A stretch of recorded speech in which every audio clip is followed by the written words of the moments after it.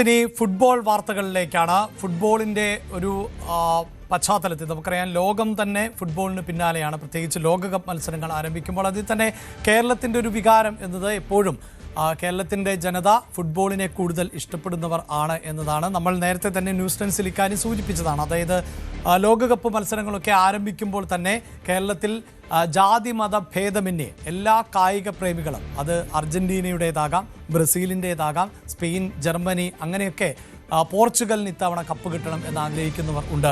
അങ്ങനെ നിരവധിയായ ആരാധകരുണ്ട്. അതിൽ തന്നെ ഈ മലബാർ മേഖലയിലേക്ക് എത്തുമ്പോഴാണ് ആരാധകരുടെ എണ്ണത്തിൽ വലിയ വർധനവ് ഉണ്ടാകുന്നത്.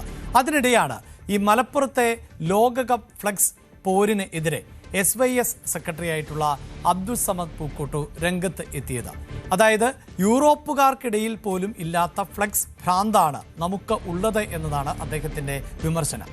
മുസ്ലിം വിഭാഗത്തിൽപ്പെട്ട ആളുകൾ കൂടുതൽ ഉള്ള ഇടങ്ങളിൽ ആണ് ഈ ആരാധന കൂടുതൽ എന്നുകൂടിയാണ് അദ്ദേഹം പറയുന്നത്. പള്ളിയിലേക്കോ മദ്രസയിലേക്കോ 10 രൂപ തരാത്തവർ വരെ ഫ്ലെക്സ് വയ്ക്കാൻ പണം ചെലവാക്കുന്നു എന്നുകൂടി അദ്ദേഹം പറയുകയുണ്ടായി. നമുക്ക് ഈ വാർത്തയിലേക്ക് കടക്കുന്നതിന് മുമ്പ് അദ്ദേഹത്തിന്റെ വാക്കുകൾ ഒന്ന് കേട്ടു നോക്കാം. ലോകകപ്പ് നിങ്ങൾ ധാരാളമായി കാണുന്നുണ്ട്. ഞാൻ ചോദിക്കട്ടെ, ഈ മലപ്പുറം ജില്ലയിൽ ഉയർത്തപ്പെട്ട അത്ര ഫ്ലക്സ് യൂറോപ്പിൽ പോലും ഉയർത്തിയിട്ടില്ല. യൂറോപ്പിലില്ല. നിങ്ങൾ പരിശോധിച്ച് നോക്കൂ. യൂറോപ്പിന്റെ ചരിത്രം പഠിച്ചു നോക്കി. കളിക്കാരുടെ നാട്ടിലില്ലല്ലോ, അവരെ നാട്ടിലില്ല. നേരെ മറിച്ച് നമ്മളെ കുട്ടികൾ കളി കാണാം, ആസ്വദിക്കാം. നമ്മൾ അതിനൊന്നും എതിരല്ല. ഒരു നല്ല കല എന്ന രീതിയിൽ അതിനെ പ്രോത്സാഹിപ്പിക്കുന്നതൊന്നും നമ്മൾ അതിന്റെ മസലയോ അല്ലെങ്കിൽ അതിന്റെ കാലിക വിഷയങ്ങളൊന്നും ഞാൻ ചർച്ച ചെയ്യുന്നില്ല. കാണാൻ പോകണ്ടെന്നൊന്നും പറയുന്നില്ല. അന്നും പറഞ്ഞാൽ നടക്കൂല. നേരെ മറിച്ച് നിങ്ങൾ ഓർക്കണം, സ്വന്തം കയ്യിൽ നിന്ന് പണം പള്ളിയിലേക്ക് ഒരു 10 രൂപ ചോദിച്ചാൽ, മദ്രസയിൽ ഒരു വരിസംഖ്യ അല്പം വർദ്ധിപ്പിച്ചാൽ ഒരു ഒറ്റെണ്ണം കൊടുക്കൂല. ഇന്ത്യ അതിൽ കളിക്കുകയാണെങ്കിൽ പിന്നെ നിങ്ങൾ ഒരു ഫ്ലക്സ് വെച്ചാൽ നമുക്ക് അംഗീകരിക്കാം. ഇന്ത്യ അതിന്റെ 4 അയൽപക്കത്ത് പോലും എത്തിയിട്ടില്ല. പിന്നെ ഈ പോർച്ചുഗലിൽ അതുപോലെ തന്നെ ഓരോരുത്തരും ഫാൻസാണ്. അതിന് തമ്മിൽ തല്ലുക. അതിന്റെ പേരിൽ അടി എത്ര നടക്കുന്നുണ്ട്, അടി. ഈ താരാരാധന ഞാൻ മനസ്സിലാക്കുന്നത് കേരളത്തിൽ തന്നെ ഞാൻ സഞ്ചരിച്ചിട്ടുണ്ട്. നിങ്ങളൊന്ന് സഞ്ചരിച്ചു നോക്കൂ, കോട്ടയത്ത് പോയി നോക്കൂ. ക്രൈസ്തവ സമൂഹമാണ് അവിടെ കൂടുതൽ. ഈ കളിക്കുന്നതിനേക്കാൾ ഭൂരിപക്ഷം അവരുടെ സമുദായത്തിൽപ്പെട്ട ആളുകളാണ്. അവർക്ക് അങ്ങനെ ഒരു ആരാധന ഇല്ല. അവരതിന് കിട്ടൂല. അവർക്ക് പഠിക്കണം, ജോലി നേടണം, അവർ ചിന്തയില്ല. തിരുവനന്തപുരത്ത് പോയി നോക്കൂ, ഈ ഫ്ലക്സ് ഇതുപോലെ ഇല്ലല്ലോ. ഇതോ അവിടെ എവിടെയൊക്കെ ഇല്ല എന്ന് ഞാൻ പറയുന്നില്ല. നമ്മളാൾക്കാർ അവിടെ ഉണ്ടാവുമല്ലോ. നമ്മളാൾക്കാരുണ്ടോ അവിടെയും സംഗതി ഉണ്ടാവും. അബ്ദുൾ സമദ് പൂക്കോട്ടൂരിൻ്റെ വാചകങ്ങൾ ആണ് കേട്ടത്. തീർച്ചയായും അനുമോദ് വാർത്തയുടെ വിശദാംശങ്ങളുമായി ചേരുന്നുണ്ട്. സംഘടനാ തലത്തിൽ പ്രവർത്തിക്കുന്നവർക്ക് അവരുടേതായ അഭിപ്രായങ്ങളുണ്ട്, വ്യക്തിപരമായ അഭിപ്രായങ്ങളുമൊക്കെയുണ്ട്. പക്ഷേ നമുക്കറിയാം, ഈ ഫുട്ബോൾ ആരംഭിക്കുമ്പോൾ തീർച്ചയായും മലബാറിലാണ് അവിടെ ഒരു ആവേശക്കാഴ്ചകൾ കൂടുതലായി കാണാൻ സാധിക്കുന്നത്. അദ്ദേഹം സൂചിപ്പിച്ചതുപോലെയുള്ള ഒരു ഫ്ലെക്സ് പോലും നമുക്ക് കാണാൻ സാധിക്കാറുണ്ട്. നെയ്മറിൻ്റെയും അല്ലെങ്കിൽ മെസ്സിയുടെയും ക്രിസ്ത്യാനോ റൊണാൾഡോയുടെയും ഒക്കെ ഫ്ലെക്സുകൾ സ്ഥാപിക്കുമ്പോൾ അതിൻ്റെ വലിപ്പത്തിൽ ആണ് വലിയ മത്സരങ്ങൾ ഉണ്ടാകുന്നത്. അതിനെയൊക്കെ ഒരു സ്പോർട്സ്മാൻ സ്പിരിറ്റോടു കൂടിയാണ് പൊതുവിൽ പൊതുസമൂഹം കാണുന്നത്. എങ്കിൽ പോലും എന്തൊക്കെയാണ് അദ്ദേഹം പറഞ്ഞു വെക്കുന്നത്? ഇതിനോട് കൂടുതൽ പ്രതികരണങ്ങൾ ഉണ്ടായിട്ടുണ്ടോ അനുമോദ്?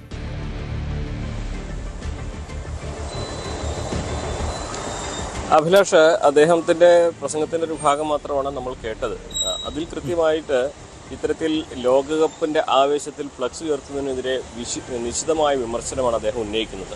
പ്രധാനപ്പെട്ട കാര്യങ്ങൾ ഇതാണ്. ഒന്ന്, ഈ ഫ്ലക്സ് ഉയർത്തുന്നതിലധികം നമ്മുടെ ആൾക്കാരാണ്, അതായത് മുസ്ലിം വിഭാഗക്കാരാണ് എന്നൊരു വിമർശനമാണ് അദ്ദേഹം പറഞ്ഞു വെക്കുന്നത്.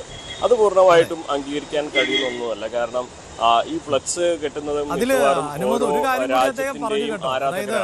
കോട്ടയത്തേക്ക് എത്തുമ്പോൾ ഇത് കാണാൻ സാധിക്കില്ല. കോട്ടയം പോലെയുള്ള മേഖലയിൽ ക്രിസ്ത്യൻസ് അധികമുണ്ട്. ഈ കളിക്കാരിലധികവും അവരുടെ വിഭാഗത്തിൽപ്പെട്ടവരാണ്. അതായത് ക്രിസ്ത്യൻ താരങ്ങളാണ് ലോക ഫുട്ബോളിൽ അധികവും എന്നുകൂടി അദ്ദേഹം പറഞ്ഞു വെച്ചിട്ടുണ്ട്. തീർച്ചയായും ഈ കളിയെ മതം കൊണ്ട് അളക്കുമ്പോൾ സ്വാഭാവികമായിട്ടും അത് എല്ലാവർക്കും ഡൈജസ്റ്റ് ചെയ്യാൻ കഴിയുന്ന ഒന്നല്ല എന്നുള്ളത് വളരെ യാഥാർത്ഥ്യമാണ്. നമ്മൾ ഈ ലോകകപ്പിൻ്റെ സമയത്ത് പലയിടങ്ങളിൽ പോയിട്ട് പല ഫ്ലക്സും കട്ടൗട്ടും വെക്കുന്നതിന് വാർത്തകളൊക്കെ ചെയ്തിട്ടുണ്ട്.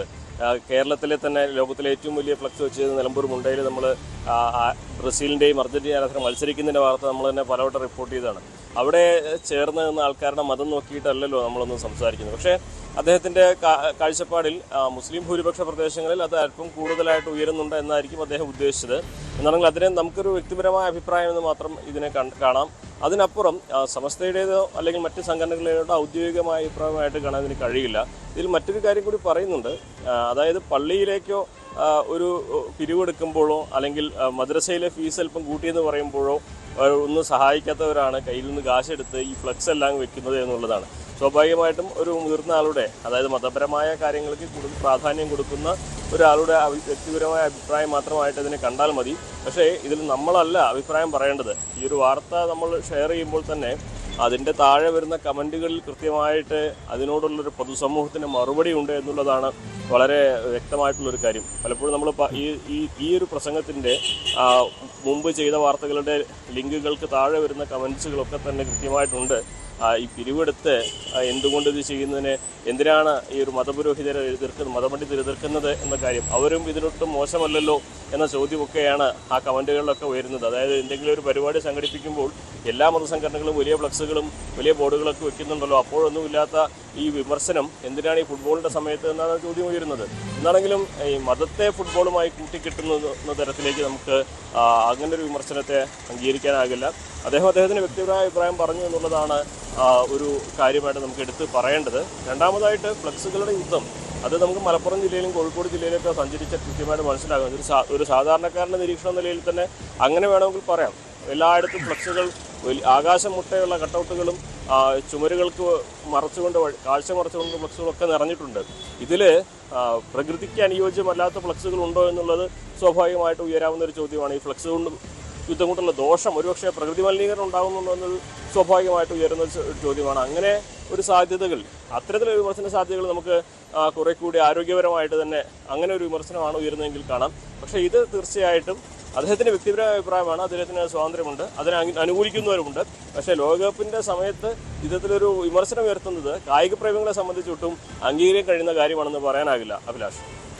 യെസ്, എന്തായാലും ലോകം ഒരു പന്തിന് പിന്നാലെയാണ് എന്നതിൽ തർക്കമില്ല. പക്ഷേ ഫുട്ബോളിനെ എല്ലാവരും ഇഷ്ടപ്പെടണം എന്നൊന്നുമില്ല. ഫുട്ബോൾ പോലെയുള്ള കായിക വിനോദങ്ങളോട് വിയോജിപ്പുള്ളവരും ഉണ്ടാകാം, അവർക്കും അഭിപ്രായങ്ങൾ പറയാം. ആ നിലയിൽ അബ്ദുസമദ് പൂക്കോട്ടൂരിൻ്റെ അഭിപ്രായ സ്വാതന്ത്ര്യത്തെ അല്ല നമ്മൾ ചോദ്യം ചെയ്യുന്നത്. പക്ഷേ ഇത്തരത്തിൽ, അതായത് ഈ യൂറോപ്യൻ രാജ്യങ്ങളിൽ ഇല്ലാത്തതുപോലെയുള്ള ആവേശം, മുസ്ലിം മേഖലകളിൽ കൂടുതൽ ആവേശം, ഒരു തരം ആരാധന, അതൊക്കെ ആവശ്യമുണ്ടോ? ഫ്ലെക്സ് യുദ്ധമാണ് നടക്കുന്നത് എന്ന് പറയുമ്പോൾ അതിനെ പിന്തുണയ്ക്കുന്നവരും ഉണ്ടാകും. സ്വാഭാവികമായും അനാവശ്യമായി ഇങ്ങനെ പണം ചെലവാക്കേണ്ടതുണ്ടോ എന്ന ചോദ്യമൊക്കെ ഉയരുന്നുണ്ടാകും. പക്ഷേ ഫുട്ബോളിൽ നമ്മൾ മലയാളികൾ പ്രത്യേകിച്ച് ഒരു വിശ്വമാനവികതയുടെ പ്രതീകങ്ങളായി മാറാറുണ്ട്. അതുകൊണ്ടാണ് നമുക്കൊരു ബന്ധവുമില്ലാത്ത ബ്രസീൽ, പോർച്ചുഗൽ അല്ലെങ്കിൽ അർജൻറ്റീന, അവരുടെയൊക്കെ ജേഴ്സികൾ നമ്മൾ ധരിക്കുന്നത്, അവരുടെ മത്സരങ്ങൾ രാത്രിയും പകലുമൊക്കെ ഉറക്കം ഇളച്ചു നമ്മൾ കാണുന്നത്, അവർക്ക് വേണ്ടി വാദിക്കുന്നത്, വലിയ വാക്പോരിൽ ഏർപ്പെടുന്നത്. അപ്പോഴും അതിനെയൊക്കെ ഒരു സ്പോർട്സ്മാൻ സ്പിരിറ്റ്, അതായത് ആരോഗ്യപരമായ വാദപ്രതിവാദങ്ങളും അല്ലെങ്കിൽ ഫ്ലെക്സ് പോരാട്ടവും ഒക്കെയാണ് നമുക്ക് പ്രോത്സാഹിപ്പിക്കാനും പറ്റുകയുള്ളൂ എന്നതുകൂടി സൂചിപ്പിക്കട്ടെ. കൂടുതൽ വാർത്തകൾക്ക് news 18 Keralam YouTube channel subscribe ചെയ്യുക.